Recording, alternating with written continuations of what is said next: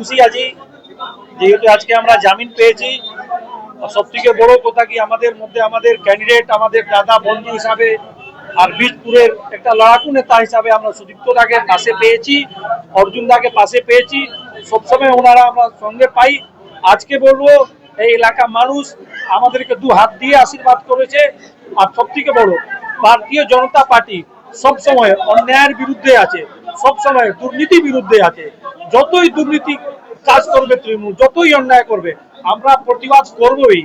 সেই রকম সেদিন ওরা আমাদের উপরে এসেছিল, আমরা প্রতিবাদ করেছি। প্রতিবাদ ফলে ওরা মিথ্যা মামলা আমাদের কতদিন পুলিশ দিয়ে আমাদেরকে অনেক হেনস্থা করেছে, অনেক আমাদেরকে চাপ দিয়েছে। তাই আমরা আজকে জামিন পেয়েছি আর বাড়িতে ফিরেছি। আগামী দিন আমরা ফুল স্ট্রেংথে বীজপুরকে জিতাবো, সুদীপ্ত দাকে এখান দিয়ে জয় লাভ করি আমরা বিধানসভায় পাঠাবো। প্রতিবাদ কি থামবে আপনার?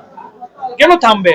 আমরা তো বিজেপি প্রতিবাদী, সবসময় আমরা দেশের জন্য প্রতিবাদ করছি, দেশের রক্ষার জন্য আমরা সামনে থাকি, সমাজের জন্য সামনে থাকি, লোকের পাশে দাঁড়াই। তো আমরা তো বিজেপি কার্যকর্তা, আমরা সনাতনী হিন্দু, আমি জাতির ব্রাহ্মণ। এটা বড় কথা বলবো, যদি আমরা ভিক্ষা চাইলে সুদামা হয়ে যাই, কিন্তু যারা আমাদেরকে উপরে জোর দেখাবে, তো পরশুরাম হতে আমাদেরকে দেরি লাগবে না, একবারই সবার আমরা বাছাই করে নেব।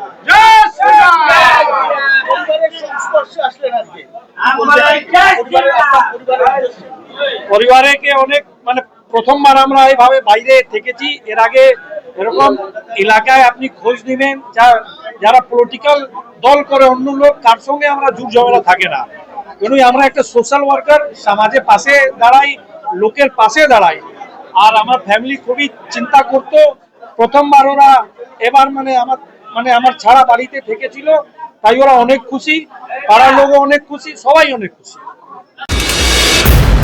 মন্ডল সভাপতি এবং শ্রমিক নেতা যে বিবাদ, তারপরে আজকে তারা বেলতে আসতো, এই যে বিবাদ তৃণমূলের সঙ্গে, তারপর যে আপনারা উৎসাহের সঙ্গে উন্মাদনার সঙ্গে নিয়ে আসতো। দেখুন, তৃণমূল যেটা করে, মিথ্যা মামলা দিয়ে ফাঁসানো হচ্ছে তৃণমূলের স্বভাবগত একদম বিশেষ বৈশিষ্ট্য। আমাদের ওই পরিবর্তন যাত্রার আগের দিন এরা দুজন, আমাদের মন্ডল প্রেসিডেন্ট অমিত চৌবে এবং জেনারেল সেক্রেটারি ধীরাজ ঝা, এরা দুজন ফ্ল্যাগ লাগাচ্ছিল এবং সাথে আরো কিছু ছেলে ছিল। সেখানে এসে তৃণমূলের এক দুষ্কৃতী মৌরু সিং, সে এসে এদের গালিগালাজ করে, এদেরকে ওইখানে যখন জান্ডা লাগাচ্ছিল এদের এসে ধাক্কা দেয় এবং সেই ধাক্কা ধাক্কিতে সে পড়ে যায়। তারপরে উল্টো এদের নামে মামলা হয়। পুলিশ এমন একটা ভূমিকা নেয় যেন এরা কোনো টেররিস্ট। রাত্রিবেলা বাড়ি ঘিরে নেওয়া, বাড়িতে বারংবার যাওয়া, পুলিশের এই যে ভূমিকা, এ অত্যন্ত ন্যক্কারজনক। কিন্তু বলে না, ভগবান যা করে ভালোর জন্য করে। আজকে হয়তো এরা 7 দিনের জন্য বাড়ির বাইরে না গেলে হয়তো বুঝতে পারতো না যে এত মানুষ ভালোবাসে, আর এইভাবে মানুষের একটা উন্মাদনা এদের জন্য তৈরি হলো। আসলে এই অঞ্চলের মানুষ, হাজিনগরের মানুষ, গোটা বীজপুরের মানুষ তৃণমূল কংগ্রেসের পাশ থেকে সরে গেছে। কিছু উচাটে, কিছু চোর জোচ্চোর বদমাইশ খালি আছে, সাধারণ মানুষ নেই। এই অঞ্চলের মানুষ ধীরাজ আর অমিত চৌবের নেতৃত্বে আগামী 29 তারিখ দেখে নেবেন এই অঞ্চল থেকে আমাদের কি ফলাফল হয়।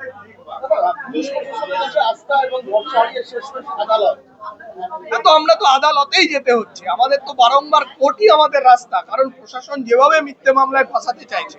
যদিও তৃণমূল কংগ্রেসকে একটা কথা আমি বলে দিতে চাই, যে এখন আর প্রশাসনের সেই সাহায্য কিন্তু পাবে না, কারণ থানার আইসিরা সেই সাহায্য করতে পারবে না। এখন আর মমতা ব্যানার্জির হাতে পুলিশটা নেই, যেটুকু আছে স্থানীয়, তার জন্য অনেক জায়গা আছে, সেখানে আমরা অভিযোগ জানাবো। এবং মানুষ যেভাবে স্বতঃস্ফূর্ত ভাবে রাস্তায় নেমে এসেছে, তৃণমূল কংগ্রেসের ভদ্রভাবে থাকাটাই বোধহয় ভালো হবে। আপনি প্রার্থী, আপনার মন্ডল সভাপতি শ্রমিক নেতাকে এখানে ঢুকিয়ে দিতে পেরে আশ্বস্ত বোধ করছেন যে লড়াইটা হাজিনগর? দেখুন, আশ্বস্ত তো বোধ করছি। এরা মন্ডল সভাপতি আমাদের এই অঞ্চলের সেনাপতি, আমি প্রার্থী, তার থেকেও বড় কথা আমরা খুব ভালো বন্ধু। আমরা সকল সহকর্মীরা বন্ধু, আমাদের মধ্যে কোনো রাজা জমিদার নেই। তৃণমূল প্রার্থী যেমন জমিদার সাহেব, উনি আসে, আমরা প্রত্যেকে এখানে আমরা বন্ধু, আমরা সহযোদ্ধা, আমরা একসাথে বসেছি, খেয়েছি, ঘুমিয়েছি, গল্প করেছি, আবার এই লড়াইটাও একসাথে লড়ছি। আমরা একটা টিম। হ্যাঁ, ঘটনাচক্রে টিমের একজন ক্যাপ্টেন থাকে, কিন্তু একটা টিমের সাফল্যের পিছনে প্রত্যেকের ভূমিকা থাকে। তো এই দুজনও সেরকমই আমাদের টিমের একজন, যার উপর ভরসা করা যায় সেরকম প্লেয়ার। এদের নেতৃত্বে এই অঞ্চলের মানুষ আগামী 29 তারিখ তৃণমূল কংগ্রেসকে বুঝিয়ে দেবে। প্রার্থী নয়, বন্ধু হিসেবে আজকে আপনি কতটা খুশি? একদম আনন্দ, কারণ দেখেছি যে এই যে মিথ্যা মামলা দিয়ে দেওয়া, তার বাড়ির লোকের চিন্তা টেনশন, এগুলো তো আমি নিজেকে দিয়ে খুব ভালো বুঝি যে একটা বাড়ির লোকের, বাড়ির স্ত্রী, তার বাচ্চা, তার বাবা মা, তাদের উপর কি প্রভাব পড়ে এটা বোধহয় আমার থেকে কেউ ভালো জানে না। সেই জায়গা থেকে যখন তার বাড়ির লোকরা এরকম মিথ্যে মামলা, দেখুন সবাই তো অভ্যস্ত থাকে না, সাধারণ মানুষ বাড়িতে যখন পুলিশ এসে ঘিরে ধরছে, সারা বাড়ি ঘিরে ধরছে, বাড়ির লোকের, বাড়ির মেয়েদের কি মনে হবে যে আমার স্বামী কি এমন অপরাধ করলো যে যার জন্য পুলিশকে এরকম বাড়ি ঘিরে নিতে হবে। কিন্তু যাই হোক, সবকিছু শেষে এইটা হচ্ছে প্রাপ্তি, এটা তৃপ্তি। হ্যাঁ, শাসকের ভীষণ চেষ্টা ছিল তো, এবং তারা এখানে প্রচার করেছিল যে ধীরাজ আর অমিত জেলে চলে যাবে বা এলাকায় ঢুকতে পারবে না, আমরা এখানে ফাঁকা মাঠ পেয়ে গেলাম, ময়দান মানে ফাঁকা। তো তৃণমূলের এখন আসলে শনির সাড়ে সাথী চলছে, যা করবে সব ভুলই হবে, যা করবে তাই ভুল হবে।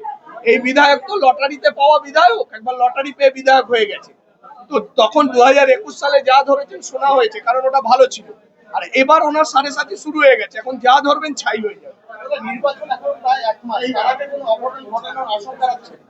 চেষ্টা করছে তৃণমূল প্রতি মুহূর্তে আমাদের ধমকানো, চমকানো, কর্মীদের মিথ্যা মামলায় ফাঁসানো, ফ্লেক্স ছেঁড়া, রাতের অন্ধকারে আমাদের ফ্লেক্সের উপর অকথা কুকথা লিখে দেওয়া, এগুলো চেষ্টা চলছে।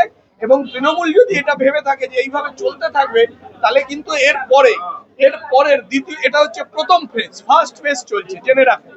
সেকেন্ড ফেজ হচ্ছে প্রতিরোধ। এরপরে মানুষ সেকেন্ড ফেজে প্রতিরোধে নামবে।